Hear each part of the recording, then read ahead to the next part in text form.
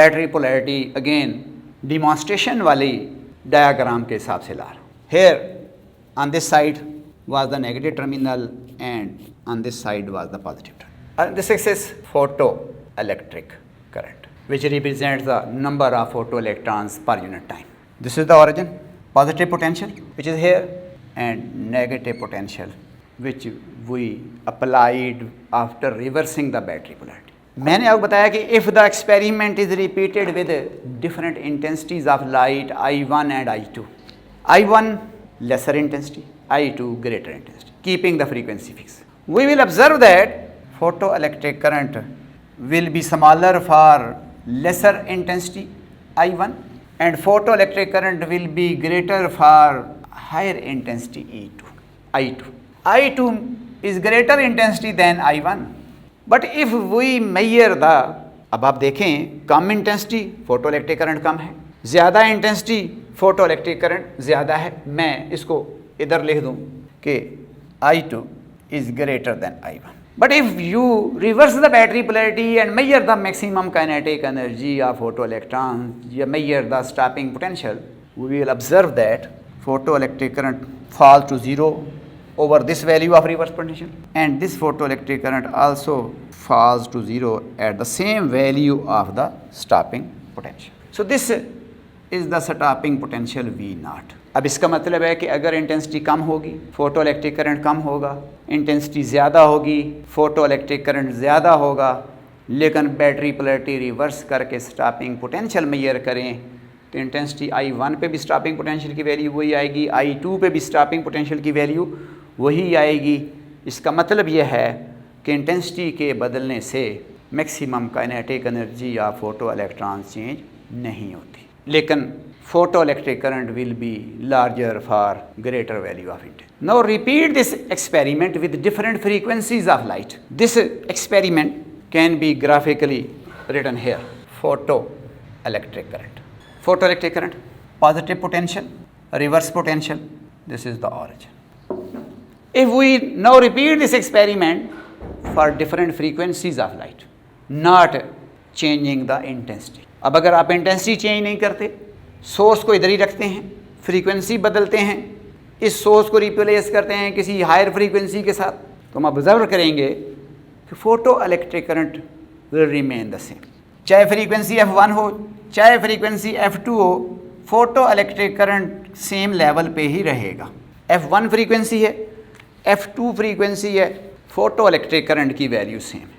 लेकिन अगर हम पोलैरिटी रिवर्स करें, पोटेंशियल को रिवर्स करें, तो हम ऑब्जर्व करेंगे कि stopping potential will be less negative for less frequency and more negative for more frequency. इस ग्राफ को अगर हम ले आएँ, रिवर्स पोटेंशियल अप्लाई करने के बाद चेक करें तो ये ग्राफ यूँ जाएगा। This is the value of stopping potential V0 for frequency F1 and this is the value of stopping potential for frequency F2. अब as I have told you F2 greater than F1, तो इसका मतलब है कि frequency बढ़ाने से stopping potential बढ़ता है, फ्रीक्वेंसी कम हो स्टॉपिंग पोटेंशियल कम होता है। इन निकलने वाले इलेक्ट्रॉनों की kinetic energy frequency of incident light पे डिपेंड करती है, इंटेंसिटी ऑफ इंसिडेंट लाइट पे डिपेंड नहीं करती। So these are the two most important experimental results of photoelectric effect.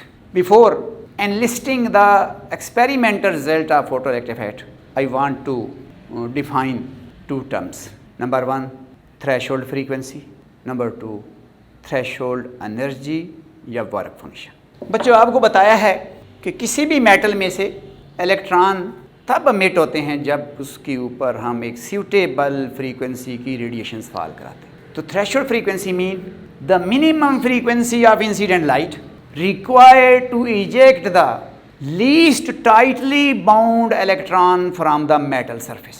यानी इस मेटल में जो सबसे कमज़ोर तरीन इलेक्ट्रॉन है उसको मेटल से इजेक्ट कराने के लिए इंसिडेंट लाइट की जितनी फ्रीक्वेंसी रिक्वायर्ड है that is known as threshold frequency.